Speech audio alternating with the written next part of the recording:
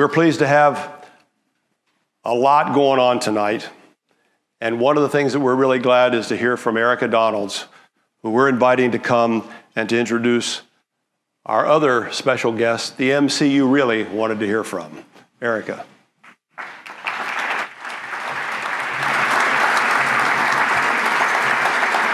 Good evening.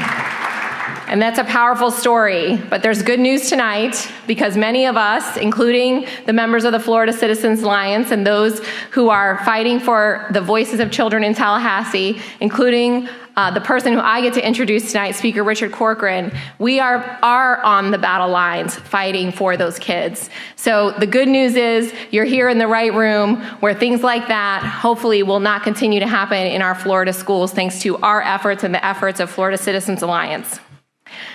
I have the honor of telling you a little bit about the Speaker of our Florida House, Richard Corcoran.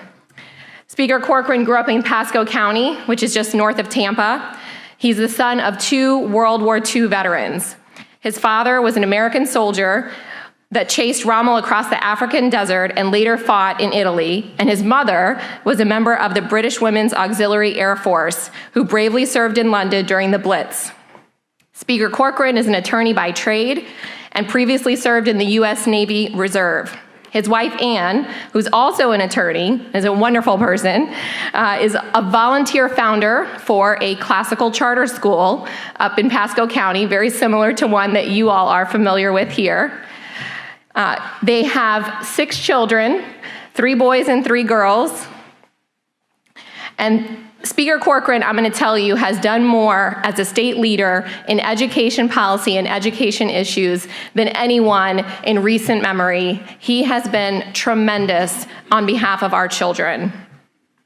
In just the last couple of years, Speaker Corcoran's leadership, under his leadership, the legislature has created and funded the Best and Brightest Teacher Program, which rewards teachers for their outcomes and their results, not just longevity. Yes, that is a good thing. That is a good thing. And it seems like such common sense to those of us who are in private practice that you would reward someone for the results that they get and not just how long they have been sitting in that position.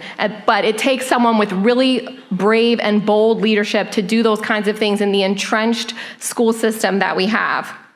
He also developed the innovative Schools of Hope program, which is designed to turn around the state's 100+ perpetually underperforming schools.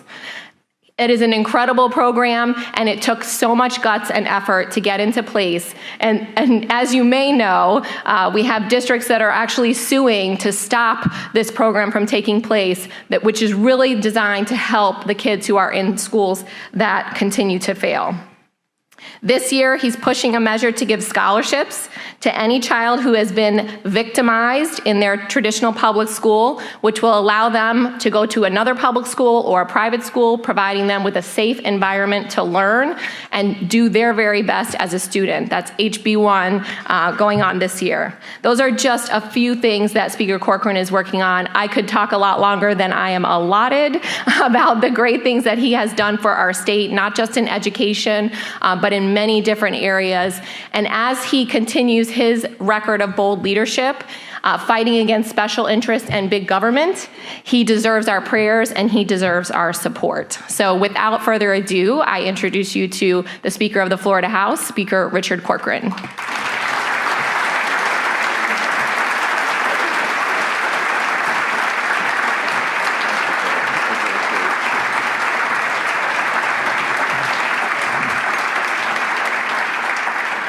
Thank you very much. I appreciate it. I did get nervous when Rick was up here and he started singing the Carpenter song. And I said, I hope they don't think I'm going to sing. I have no musical talent whatsoever. Erika talked about our 6 kids. Sometimes one of our 6 kids will start singing even if they're young. And my wife, who's very musically talented, will look at me with that dirty look like, this is from your gene pool. You did this to these poor kids. I don't want to start by saying the good news. And the good news is this. I'll tell you a quick story. I was invited to speak to a nursing home, and they asked me to come over July 4th and speak about our founding fathers, what makes America exceptional and great. And so I said, of course. I got to the nursing home. They had all the residents situated. I gave the speech, and as I finished up, the administrator asked me, she said, would you be kind enough to do us a favor? And I said, of course. She said, one of our residents is too sick, couldn't make it out, and he specifically asked if you'd be kind enough to go to his room and give him the speech. And I said, okay. So I went to his room, I shortened it, of course, and I give the speech, and while I'm giving the speech, there's just no response. Nothing, no smiling. I can't get anything. I try to say some good lines about America's founding. Nothing. I get done, nothing. And so I'm walking to the door, and I think, I got to say something to him. And so as I get to the door, I said, sir, I really, really hope you get better. And he popped up out of his bed, and he said, I hope you do too.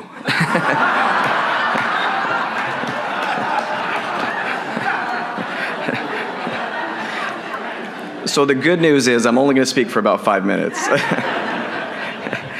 But what I do want to talk about, and it's been talked about a little bit by Father Orsi, by Rick and Erika, I want to talk about what I think is really at issue. And they talked about my parents. Both my parents were older. My dad was born in 1919. My mom was born in 1925. They lived through the Great Depression.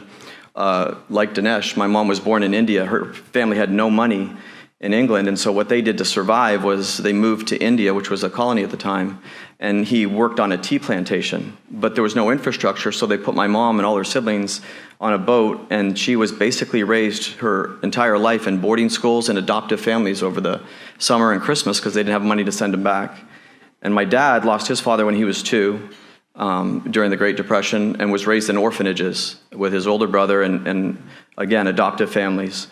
And then they went to World War II, lived through the Great Depression. And I say that because what they ingrained in all 5 of us was what matters more than anything in life is you have to know your philosophy. You have to know that which you believe. You have to know it, and it's not just about government or education or politics, it's about parenting, it's about how you run your business. Everything has a philosophy.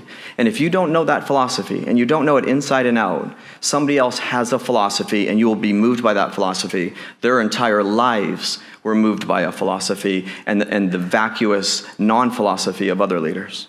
And so they would say that to us, but they would also tell us that what's even more important is you can have that philosophy and you can know it. But if you don't have courage to stand up for it, if you don't have the courage to fight for it, you're no better than somebody who has no philosophy at all.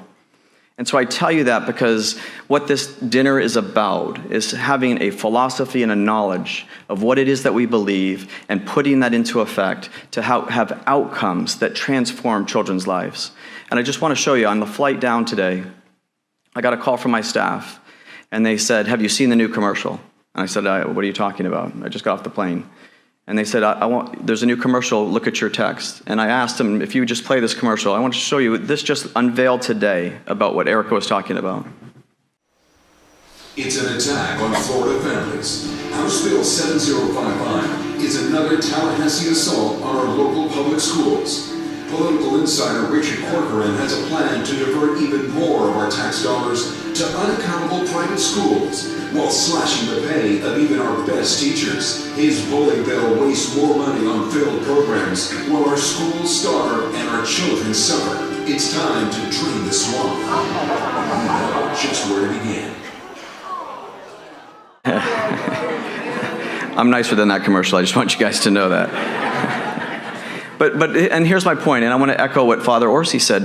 What's at war? What we're fighting for, what is ultimately at threat at every level of government is truth.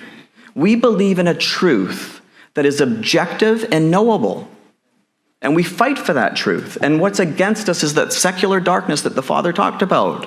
And it's everywhere.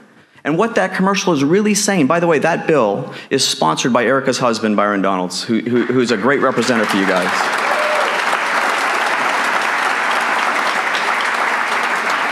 And that bill just champions a truth. It says we will not allow a child for their entire educational career to be forced into a failing school, year in and year out, to the point that they graduate functionally illiterate.